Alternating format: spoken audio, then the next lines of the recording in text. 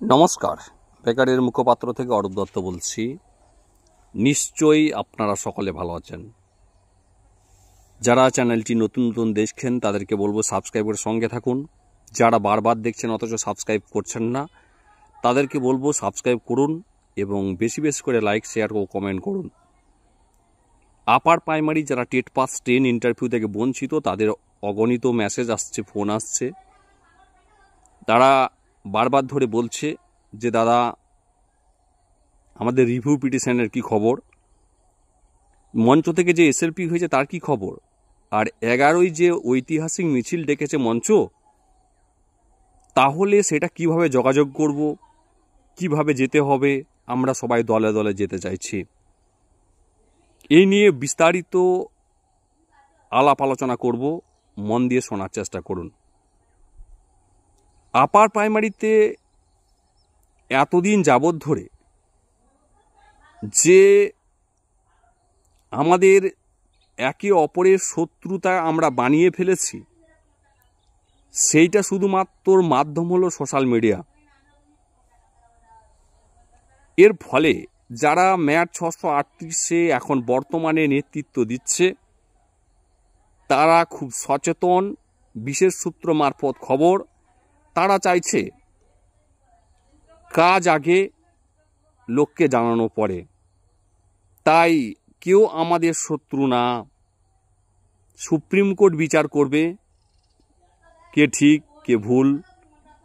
তাই অগ্রিমভাবে আমরা কিছু বড় বড় কোনো কথা এবং বড় বড় লেকচার, বড় বড় কোনো পোস্ট আমরা করব না।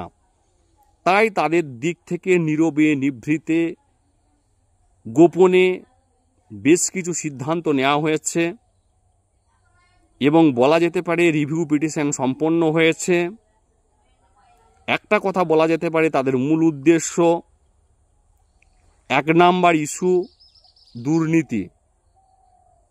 ডাটা একটা, সার্ভার একটা, তাহলে টেট ওয়েটেজ বাড়া কমা হয়েছে কেন?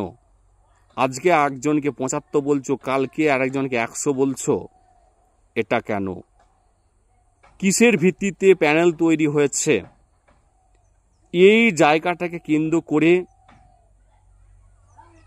বানেশ্বর, বেড়া অ্যান্ড আদার্স এরা এগিয়ে যাওয়ার চেষ্টা করছে,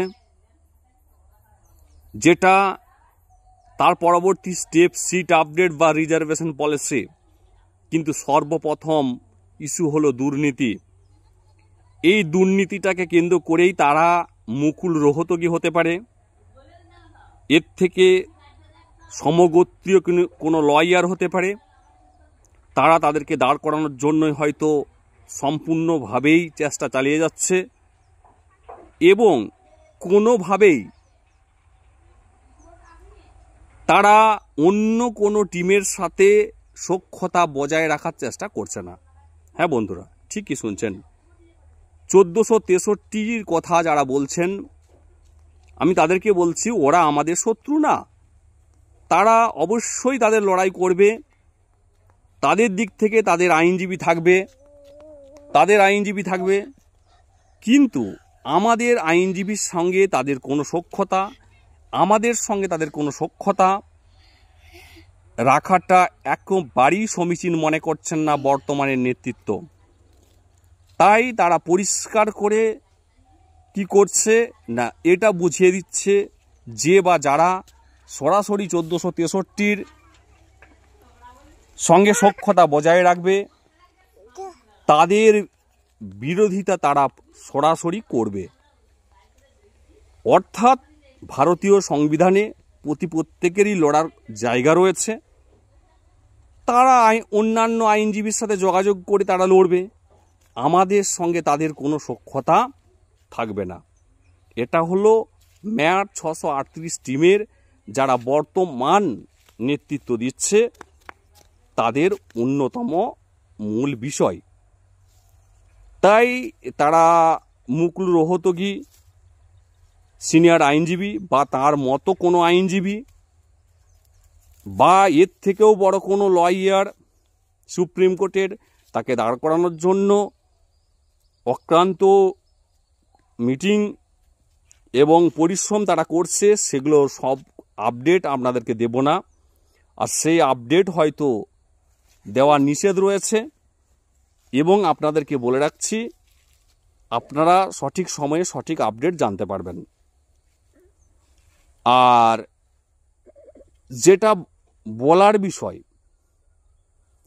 যে মঞ্চ এসএলপি কতটা অগ্রগতি হচ্ছে, সেই অগ্রগতি সম্পর্কে এখনো পর্যন্ত কোনো আপডেট নেই। যেটুকু বিশেষ সূত্র মারফত জানা যাচ্ছে যে তারা 11 থেকে 12 তারিখের পরে অ্যাকশন নেবে, তারাও একজন সিনিয়র আইনজীবী দাঁড় করাবে।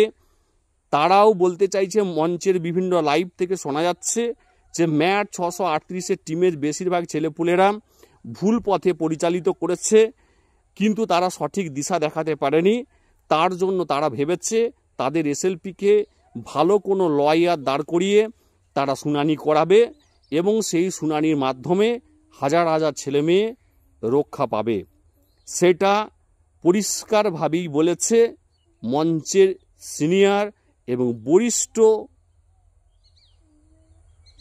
বেশ কিছু প্রার্থী। তাই আপনাদেরকে বলছি, ভরসা রাখতে পারেন, আস্থা রাখতে পারেন। মঞ্চর এসএলপি নিয়ে তারাও চিন্তিত রয়েছে, তারাও ভাবছে।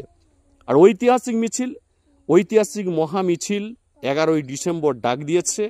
আপনি যদি বঞ্চিত হন, আপনার যদি মনে হয় পরবর্তী প্রজন্মকে কি উপযুক্তভাবে মানুষ করা উচিত এবং আপনার বাবা মাকে আপনি যদি কি করতে পারেন, শেষ বয়সে হাসি ফোটাতে পারেন এবং ওভারেজ হয়ে বা বয়স শেষ করে দিয়ে নিজেকে মনে করেন যদি সমাজে মেরুদণ্ড সোজা করে প্রতিষ্ঠিত করতে, তাহলে অতি অবশ্যই করে আপনারা 11ই ডিসেম্বর মঞ্চের মহামিছিলে দলে দলে যোগদান করুন।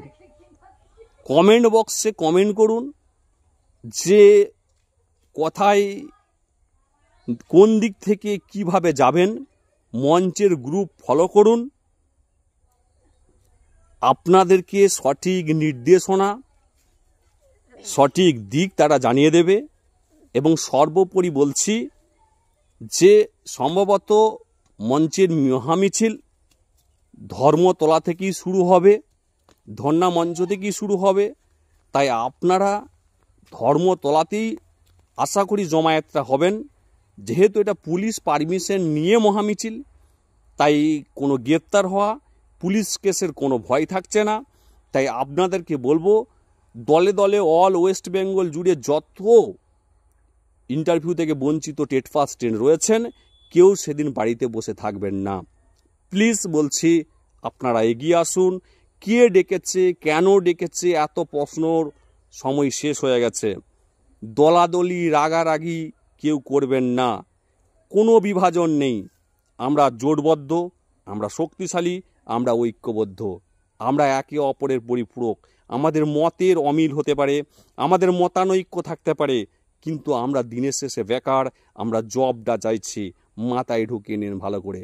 এবং জবটা শুধু চাইছি আমার, আপনার নয়। যাদেরকে নিয়ে লড়াই করছি সেটা কোর্ট কেস হতে পারে, এবং যেটা মঞ্চে সাধারণ যে প্রার্থী রয়েছে কষ্ট করছে তাদের সবার, যাতে করে আমাদের সহযোদ্ধাদের সকলের হয়। এটার জন্য যে লড়াইটা আমরা আমাদের নেতৃত্ববর্গ যারা সকলে দিচ্ছে, তাদের পাশে থাকুন। এই মুহূর্তে এই জায়গাগুলোতে রাগ অভিমান থেকে দূরে সরে আসুন। এবং এই মুহূর্তে রাগ অভিমান করে ইগো দেখিয়ে আজ পর্যন্ত কি কারো কিছু লাভ হয়েছে? হয়নি তো। তাহলে এই মুহূর্তে সকলে জোটবদ্ধ হন। কোর্ট কেসটা যারা ভালো বুঝে তাদের হাতে ছেড়ে দিন কোর্ট কেস।